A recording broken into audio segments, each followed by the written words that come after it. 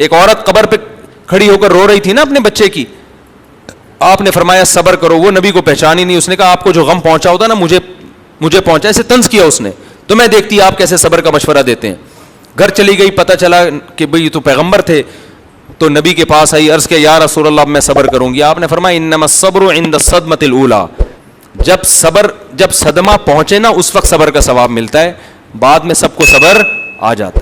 اب بعد میں باقاعدہ ایک تو یہ کہ آپ صبر کریں وہ بھی نہیں کر رہے, پھر آپ رونے کا پراپر پروگرام کر رہے ہیں, خود بھی رو رہے ہیں, لوگوں کو بھی رلا رہے ہیں. میرا دین اگر مجھے اس کی اجازت دیتا تو ہم اس سے بڑا رونے کا پروگرام رکھتے بھائی, یہاں پہ ہم اس سے بڑی محفل سجاتے. ہم نے حسین کی سیرت کو فالو کرنا ہے, سیدنا حسین رضی اللہ تعالیٰ عنہ کی. ہم نے اہل بیت کی سیرت کو فالو کرنا ہے, ہم نے پیغمبر کی سیرت کو فالو کرنا ہے.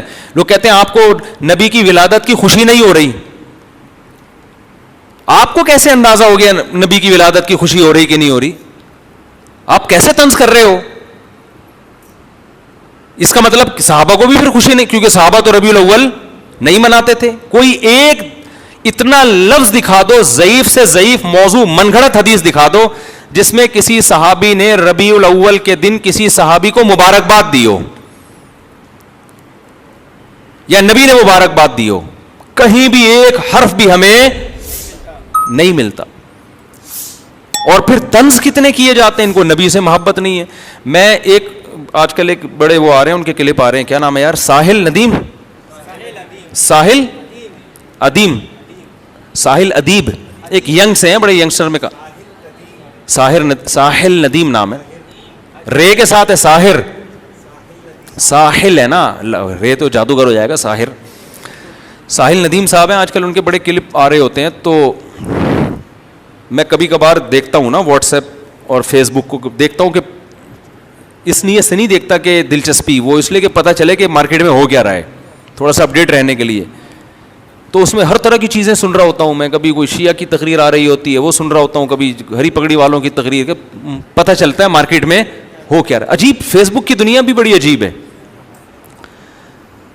ایک طرف آ رہی ہوگی, ایک فیس بک پہ نا ایک کلپ آ رہا ہوگا, سائنسدان جا رہے ہیں ادھر, وہ نا اوپر سے چھلانگ لگا رہے ہیں, کوئی چاند پہ جا رہا ہے, کوئی خلائی سیارے چھوڑ رہے ہیں. نیچے آ رہا ہوگا, اسی کے نیچے پاکستانیوں کی آ رہی ہوگی نیچے آ رہی ہوگی, اور وہ فتویٰ لگا رہا ہوگا نا دوسرے پہ, یہ ایسا ہے, چیلنج ہے, میں قیامت تک جواب نہیں لا سکتا. اب جو پڑھے لکھے, نیچے پھر کوئی سائنٹسٹ جاپان کا آیا ہوا ہوگا نا, وہ ایک ٹرین ایجاد کر رہا ہے جو 500 کلومیٹر سے بھی زیادہ آگے چلے گی. اب کیسے چلے گی؟ ہوا میں چلے گی جی. یا کوئی ایسی سرنگ ایجاد کر رہے ہیں اب 2 گھنٹے میں کراچی سے لندن. گوروں کی نا ساری اس طرح کی کلپس آ رہے ہوتے ہیں, پاکستانیوں کے کلپس ایسے آ رہے ہوتے ہیں, وہ تقریر کرتے کرتے 2 فٹ اچھل رہا ہے, اچھل کے اوپر جا کے دھڑام سے نیچے آیا تو اسٹیج ہی ٹوٹ گیا اس کا نا. اور وہ دیوبندی ایسے, تو اہل حدیث ایسے, تو بریلوی ایسے, تو وہ کہہ رہے وہ کافر, وہ کہہ رہے. نیچے پڑھے لکھے لوگوں نے کمنٹس کیے ہوتے ہیں کہ گورا کیا کر رہا ہے, اور ان مولویوں کی حرکتیں دیکھو یہ کیا کر رہے ہیں. بڑا زبردست نا وہ چل رہا ہوتا ہے, اور واقعی ایسا لگ رہا ہوتا ہے یار گورا کیا کر رہا ہے اور تم کیا کر رہے ہو بیٹھ کے. بڑا ایک برا سا امیج جا رہا ہوتا ہے. اچھا, نیچے میرا کلپ آ رہا ہوگا 4 شادیوں پر, میرا بھی چل رہا ہوتا ہے ساتھ میں. لوگ کہتے ہیں یار یہ اپنی دنیا میں, یہ اس کو شادیوں کے علاوہ کچھ نہیں آتا. بھائی ہمارا 1.5 گھنٹے کے, یہ تو آج میں نے شادیوں کا اتنا لمبا ٹاپک کھینچ دیا, ورنہ ہمارا وہ بیان سنو. شارٹ کلپ والوں کو پتا ہے کہ یہ چیز 2 منٹ کی کھینچ کے چلاؤ گے تو چلے گی مارکیٹ میں. نماز روزے کی بات مارکیٹ میں چلتی نہیں ہے. تو ایسے ہی نا 10-15 منٹ میں زیادہ نہیں بیٹھتا میں. لوگ بیٹھے رہتے پوری رات فیس بک پہ. میرا اپنا پیج کس نام سے مجھے پتہ ہی نہیں ہے, وہ تو آفیشیل ایک پیج ہے, وہ چلا رہے ہیں ایڈمن. باقی جو میرا پرسنل پیج 2-3 دفعہ بن چکا ہے, پھر میں بھول جاتا ہوں اس کی آئی ڈی ہے کیا, میرا والا ہے کون سا. فیس بک پہ تو ٹائم ویسٹنگ ہے. تو کل میرا ایک نظر سے گزرا ایک ساحل, وہ ہے بڑے ساحل ندیم صاحب.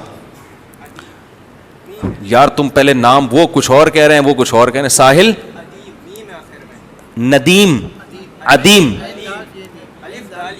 الف دال, ساحل ادیم, وہ کہہ رہے ہیں ندیم ہے, ادیم ہے.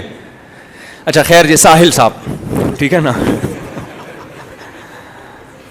وہ کہیں کلاس میں نا کوئی لیکچر لے رہے ہیں, تو اصل میں اس کا وہ نام ایسا اٹریکٹیو تھا, تو وہ بعض دفعہ لیبل اتنا اٹریکٹیو ہوتا ہے, آدمی کہتا ہے اس کو تو دیکھ لو. اس میں یہ تھا کہ آپ کی کلاس زیادہ اہم ہے یا نماز زیادہ اہم ہے, یہ سوال تھا. تو وہ اس کا نام یہ تھا. میں نے کہا یہ کیا مطلب, کلاس زیادہ اہم ہے یا نماز زیادہ اہم ہے؟ کہیں ویسے تو نہیں نماز کو زیادہ اہمیت دیتے ہوں, سوری کلاس کو زیادہ اہمیت دیتے ہوں یہ.